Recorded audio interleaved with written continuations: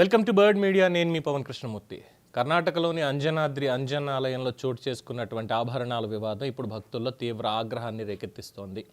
కోట్ల రూపాయల విలువైనటువంటి బంగారు నగలుగా ప్రచారం చేసిన ఆభరణాలు చివరికి బంగారు పూత పూసిన రాగితో తయారైనవిగా తేలడం దేశవ్యాప్తంగా చర్చనీయాంశమైంది ప్రస్తుతం.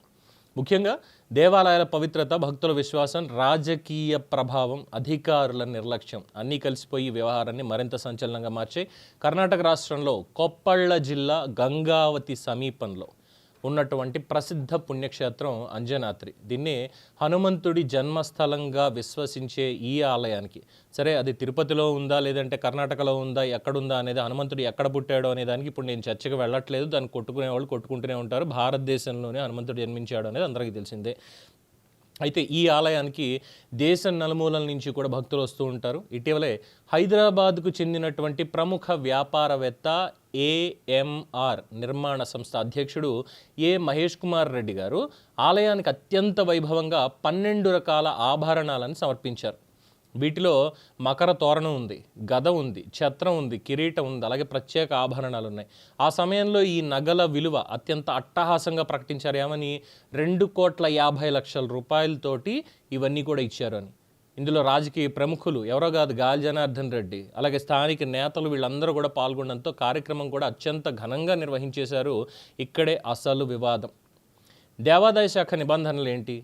దాని ప్రకారం ఆలయానికి ఇచ్చేటువంటి, సమర్పించేటువంటి బంగారం లేదా విలువైనటువంటి ఆభరణాలు ఏదైనా సరే ముందుగా నిపుణులతోటి పరీక్ష చేయించాలి, వాటి స్వచ్ఛతను నిర్ధారించాలి, వాటిని టోటల్ వెయిట్ ఎంత ఉంది, అలాగే అది ఎక్కడ చేయించారు, వాటి కొనుగోలు బిల్లులు, ఇవన్నీ కూడా ధృవీకరణ పత్రాలు పరిశీలించాలి. కానీ ఆ రోజు జరిగినటువంటి వేడుకలో గాలి జనార్దన్ రెడ్డి కూడా పాల్గొనడంతో రాజకీయ హడావిడి అనేది బాగా ఎక్కువైపోయి అధికారులు పూర్తిగా ఈ నిబంధనల్ని పక్కన పెట్టేసి భక్తుల ముందు భారీగా ప్రచారం చేశారు. ఏంటంటే ప్రముఖ నిర్మాణ సంస్థ ఓనర్ అయినటువంటి మహేష్ రెడ్డి వచ్చి ఇదంతా ఇచ్చేశాడు, అందులోనూ గాలి జనార్దన్ రెడ్డి పక్కనున్నాడు.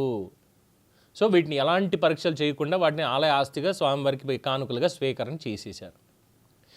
ఇప్పుడు ఏం జరిగిందయ్యా అంటే, కొప్పళ్ళ జిల్లా యంత్రాంగం ఆధ్వర్యంలో సహాయక కమిషనర్ నేతృత్వంలో స్వర్ణకారులతోటి ఈ ఆభరణాలన్నీ కూడా పరీక్షించినప్పుడు అసలు షాకింగ్ నిజం అనేది బయటపడింది. ఇవి పూర్తిగా బంగారంతో చేసినవి కాదు, రాగితో చేసి వాటి మీద బంగారు పూత పూశారు. అంటే కోట్ల రూపాయల విలువైనటువంటి బంగారాభరణాలు కాదు, కేవలం కొన్ని వేలతో చేయించి పైన కాస్త పూత పూసినటువంటి నగలు, ఇమిటేషన్ జ్యువెలరీ అనుకోవచ్చు. అంటే 1 గ్రామ్ గోల్డ్ అని మనకు చెప్తుంటారు సరే, అలాగా ఇది కూడా 1 గ్రామ్ ఆభరణాలు అనమాట. మరి ఏమన్నారు వీళ్ళని? సో దేవుడితో డ్రామాలా? భక్తి పేరుతో వీళ్ళు పబ్లిసిటీ స్టంట, కోట్ల విలువైనటువంటివి ఇచ్చేసామని చెప్పి ప్రజల్ని మోసం చేశారు. ముఖ్యంగా ఆలయాల్లో జరిగేటువంటి ఈ విరాళాల వ్యవస్థ మీద కూడా అనేక అనుమానాలు వ్యక్తం అవుతున్నాయి. రాజకీయ నాయకుల సమక్షంలో ఈ నిబంధనలు ఎలా ఉల్లంఘించబడ్డాయి, అధికారులు ఎందుకు కళ్ళు మూసుకున్నారు అన్నటువంటి ప్రశ్నలే ఇక్కడ బలంగా వస్తున్నాయి. సో దానికి సంబంధించి అధికారులు ప్రస్తుతం మహేష్ కుమార్ రెడ్డిని సంప్రదించి వీటన్నిటికీ కావాల్సినటువంటి ఆ కొనుగోలు బిల్లులు, ధృవీకరణ పత్రాలు అన్నీ కూడా ఇవ్వండి, ఆ తర్వాత చర్యలు తీసుకుంటామని చెప్పారు. మరి అనుమానాలు అయితే ప్రజల్లో చాలా ఎక్కువగా ఉన్నాయి. ఎందుకంటే అందులోనూ పెట్టుకున్నటువంటిది స్వామివారితోటి, ఆంజనేయ స్వామితో పెట్టుకున్నది. ఇక్కడే కాదు, ఇక్కడ ఇంకొక క్వశ్చన్ కూడా వస్తుంది. ఆలయాల అంటే పవిత్ర ప్రదేశాల్లో పారదర్శకత అనేటువంటిది ఉందా? అది లేకపోతే భక్తుల విశ్వాసం దెబ్బ తినదా అన్నటువంటి ఆందోళన వ్యక్తపరుస్తున్నారు మొత్తం అంతా కూడా. ఈ దేవాలయాల్లో విరాళాల పరిశీలన, అధికారుల బాధ్యత, రాజకీయాల జోక్యం, ప్రచారార్భాటం, ఇవి ఎంత ప్రమాదకరంగా మారతాయో చూపించినటువంటి ఒక ఎగ్జాంపుల్ ఇది. ఈ వ్యవహారంలో బాధ్యులు ఎవరు? అధికారులు చర్యలు తీసుకుంటారా లేదంటే దీన్ని కూడా పంపించేస్తారా? ఇదే అందరికీ ఉన్నటువంటి అనుమానం. ఈ ఏఎంఆర్ అధినేత జగన్మోహన్ రెడ్డికి కూడా అత్యంత సన్నిహితుడే. అట్ ద సేమ్ టైం గాలి జనార్దన్ రెడ్డి చేసినటువంటిది అంతా ఇంత కాదుగా. అప్పట్లో స్వామివారికి ఏకంగా బంగారు కిరీటం ఉన్నాడు. ఇప్పుడు ఇది చూసిన తర్వాత దాని మీద కూడా అనుమానాలు వస్తున్నాయి. నిజంగానే బంగారు కిరీటం చేయించాడా లేదంటే ఇంకేమన్నా అని. ఇన్ఫ్యాక్ట్ అవన్నీ కూడా వెంకటేశ్వర స్వామి గారిని చేయించాడు. సేమ్ ఆ కిరీటం పెట్టేద్దాం అనుకున్నారు కానీ అబ్బబ్బే అలా కుదరదు, దాన్ని పెట్టడానికి వీలు లేదని పక్కన పెట్టారు. ఇప్పుడు సిబిఐ వాళ్ళు దాన్ని మొత్తం వాళ్ళ కస్టడీలోకి తీసుకోవాలి అవన్నీ. ఎందుకంటే ఉందిగా కేసు ఎలాగో మనకి ఓబుళాపురం మైనింగ్ కేసు ఇప్పటికీ ఇంకా కోర్టుల్లో నడుస్తూనే ఉంది, అంత తెలిసిన తర్వాత కూడా. సో ఇక్కడ కూడా ఇదే అయింది పరిస్థితి. మరి ఏమనాలి వీళ్ళని? స్వామివారికి అట్టహాసంగా ప్రకటనలు ఇంకే ఉంది.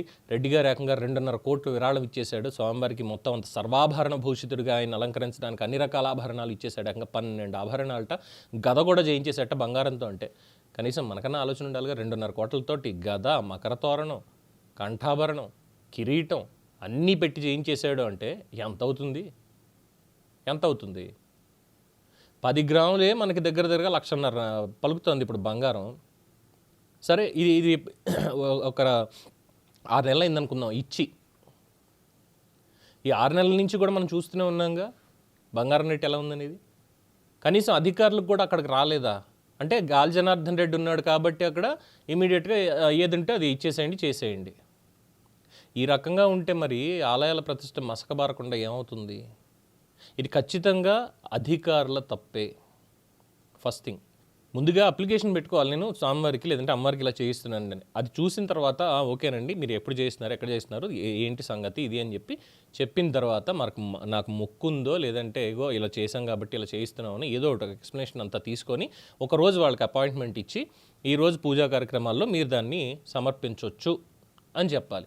అదేం లేదు, గాలి జనార్దన్ రెడ్డి వచ్చాడు, వీళ్ళు తీసుకెళ్ళిపోయారు, స్వామివారికి తెచ్చేసామన్నారు, వీళ్ళు చేతిలో కట్టుకొని అయ్యా ఓకేనండి అని చెప్పి తీసేసుకుని లోపల పెట్టారు. తీరా ఇప్పుడు వెళ్ళి చూస్తే అంతా కూడా రాగితో చేసి పైన బంగారు పూత పూసింది.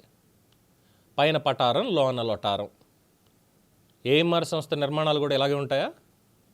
సేమ్ ప్రజలను కూడా ఈ రకంగానే మోసం చేస్తున్నారా అన్నటువంటి అనుమానాలు వస్తాయి. ఇప్పుడు దానికి సమాధానాలు దొరుకుతాయా?